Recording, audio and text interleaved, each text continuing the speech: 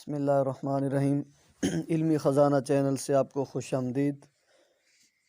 آج آپ کے لیے ایک اور ویڈیو لے کر آیا ہوں۔ یقیناً آپ کو میری یہ ویڈیوز جو کہ خالصتاً NTS ٹائپ MCQs پر مشتمل ہیں آپ کو اچھی لگی ہوں گی۔ اگر آپ نے میرے چینل کو ابھی تک سبسکرائب نہیں کیا تو یہ برادرانہ ریکویسٹ ہے، ضرور مجھے سبسکرائب کیجئے۔ علمی خزانہ ILMIKHAZAANA، اس میں کوئی سپیس نہیں ہے، سرچ کریں۔ میری کسی بھی ویڈیو کو 2 منٹ ضرور پہلے سنیں، اس کے بعد لائک کیجئے، پھر کمنٹس کیجئے، اس کے بعد مجھے سبسکرائب کیجئے اور بیل کے آئیکن کو کلک کریں، اور اس میں آنے والے 3 آپشنز میں سے آل کو آپ کلک کریں تاکہ آپ کو میری ہر آنے والی ویڈیو آپ تک پہنچتی رہے۔ تو آج کا ہمارا سوال ہے کہ چاند گرہن کے وقت کون سی نماز پڑھی جاتی ہے؟ تو یہ صلاۃ الخسوف ہے۔ صلاۃ الکسوف جو ہے کاف کے ساتھ، وہ سورج گرہن کے وقت ہوتی ہے، دن کے وقت، اور صلاۃ الخسوف جو ہے یہ چاند جب گرہن اس کو لگ جائے اس وقت یہ نماز پڑھی جاتی ہے۔ تو عربی میں یہ جملہ استعمال ہوتا ہے کاسفت الشمس و خسف القمر، یعنی سورج کو گرہن لگ گیا تو کاسفہ کہتے ہیں کاف کے ساتھ، تو وہ کسوف شمس ہوتا ہے اور خسوف قمر ہوتا ہے۔ بھوک شو کون سے کپڑے پہنتا تھا؟ اس کے لیے لازم تھا تو زرد رنگ کے کپڑے تھے۔ اگلا سوال ہے کلمہ کی کتنی قسمیں؟ کلمہ کی 3 قسمیں، اسم، فعل اور حرف۔ فعل ماضی معلوم اور فعل ماضی مجہول کے کتنے صیغے ہوتے ہیں؟ یہ عربی میں گردان ہوتی ہے جس کے 14 صیغے ہوتے ہیں، خواہ ماضی ہو تو بھی 14 اور ان کے مضارع کے بھی 14 صیغے ہوتے ہیں۔ ضرب، ضربا، ضربو، ضربت، ضربتا، ضربنا، ضربت، ضربتما، ضربتم، ضربت، ضربتما، ضربتن، ضربت، ضربنا۔ اگلا سوال ہے مکہ میں بت پرستی کی ابتدا کس نے کی؟ تو اس کا جواب ہے عمر بن لوہے۔ اگلا سوال ہے کس مشہور فقیہ نے قید خانے میں وفات پائی؟ تو وہ امام الائمہ حضرت امام اعظم ابو حنیفہ نعمان بن ثابت فقہ حنفی کے امام، آپ کو جو ہے خلیفہ جعفر منصور نے عہدہ قضات پیش کیا تاکہ آپ چیف جسٹس کے عہدے پر آپ فائز ہوں۔ تو چونکہ پہلے جو علماء تھے وہ تقوی میں بہت زیادہ ہی تھے، تو اس لیے امام صاحب نے یہ کہتے ہوئے معذرت کی کہ میں اہل نہیں ہوں۔ تو اس نے کہا کہ آپ جھوٹ بول رہے ہیں، آپ اہل ہیں۔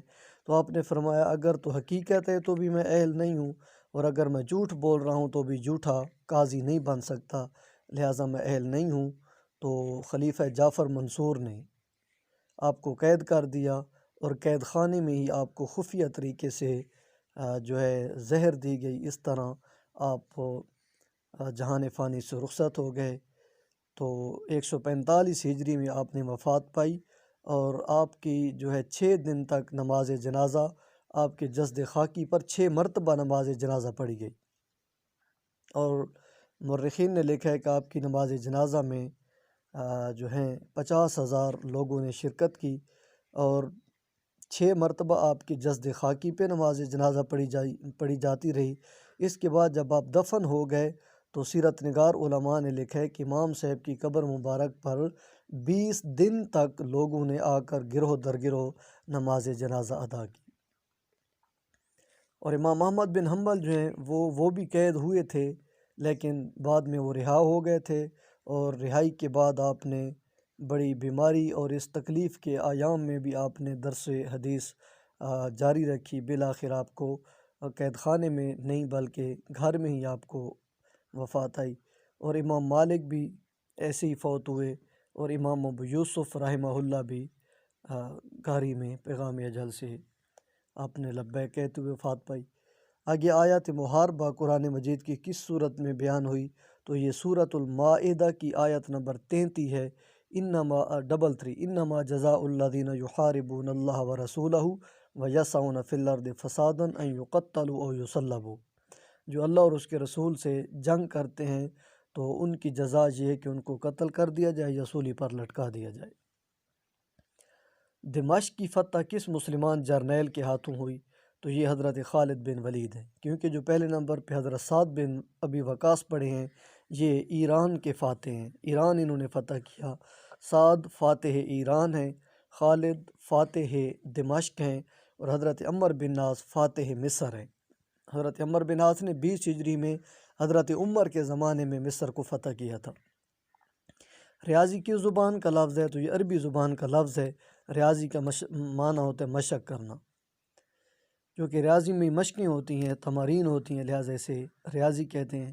لفظ امت کی جمع کیا ہے؟ تو امت کی جمع امم ہے، لیکن امتیں بھی اگر لکھا ہوا ہے تو یہ جواب بھی ویسے ہے تو درست، اور ائمہ امام کی جمع ہے۔ 41 کویسچن ہے کہ نجران کے عیسائیوں کو حجاز سے کس نے نکالا؟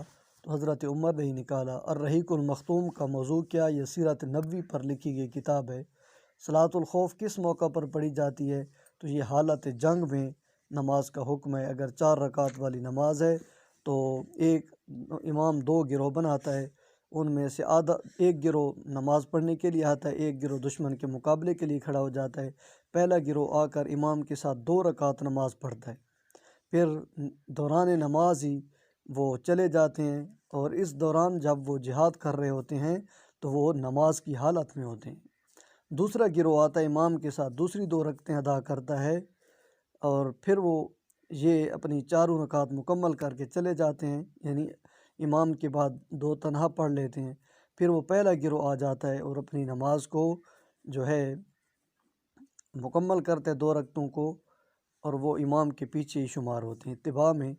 تو یہ صلاۃ الخوف ہے، یہ اس لیے کیا جاتا ہے تاکہ دونوں گروہ جو ہیں وہ نماز باجماعت پڑھنے سے رہ نہ جائیں، بلکہ دونوں اس طرح شریک ہو جائیں۔ تو یہ صلاۃ الخوف ہے، دشمن کا خوف ہے تو یہ نماز جو ہے پڑھی جاتی ہے اس طرح۔ شاہ ولی اللہ کے نزدیک منسوخ آیات کی تعداد کیا ہے؟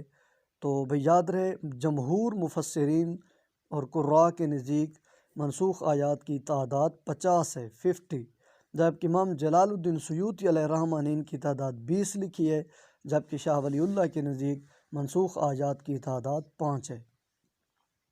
زرتشت کا تعلق کہاں سے تھا؟ تو یہ ایران سے تھا، کیونکہ آرین جب سب سے پہلے ایران میں آئے تو انہی کی وجہ سے ایران کا نام بھی ایران پڑا، اور ان آریوں کا جو مذہب تھا وہ زرتشتی تھا۔ زرتشت نے وہاں آ کر یہ آغاز کیا تھا اپنے نئے مذہب کا۔ عقیدہ نروان کس کا عقیدہ ہے؟ تو یہ گوتم بدھ جو لوگ ہیں ان کا یہ عقیدہ ہے۔ اور عقیدہ نروان کیا ہے؟ یہ رہبانیت ہے، یعنی ترک دنیا کا نام نروان ہے۔ جس طرح عیسائیوں میں رہبانیت ہے، قرآن کریم نے کہا کہ رہبانیت ہم نے ان پہ فرض نہیں کی تھی، یعنی یہ جو جنگلوں میں نکل کر بیوی بچوں کو چھوڑ کر اپنے اہل و عیال سے تنہا ہو کر چلے جاتے ہیں، گھروں کو چھوڑ دیتے ہیں، تو اسلام اس سے منع کرتا ہے کہ ایسا جائز نہیں ہے۔ حضور نے فرمایا میری امت کی رہبانیت جہاد فی سبیل اللہ ہے۔ تو عقیدہ نروان جو ہے یہ ترک دنیا کا نام ہے، تو یہ گوتم بدھ کا عقیدہ تھا اور اس کے پیروکار یہ کرتے ہیں۔ حج کے دوران کس میدان میں حاضری ضروری ہے؟ تو یہ میدان عرفات میں ٹھہرنا یہ حج کا رکن ہے۔ اگلا سوال ہے 48 کہ قرآن کی کس سورہ میں کافرون سے برات کا اظہار کیا گیا؟ تو یہ سورۃ التوبہ ہے، براءۃ من اللہ ورسولہ، اس کا آغاز بھی انہی الفاظ سے ہوتا ہے۔ 49 نمبر سوال ہے کہ رسول اکرم صلی اللہ علیہ وآلہ وسلم کی قیادت میں آخری غزوہ کون سا تھا؟ تو یہ غزوہ تبوک تھا جو اہل روم کے ساتھ ہوا تھا، لیکن رومی لشکر میدان میں نہیں آیا تھا، بغیر جھڑپ کے اور قتال کے یہ غزوہ انجام کو پہنچا۔ آخری سوال ہے کہ جالوت کو کس نبی نے قتل کیا؟ تو قرآن کریم نے ارشاد فرمایا وقاتل داود جالوت، کہ داود علیہ السلام نے جالوت کو قتل کیا تھا۔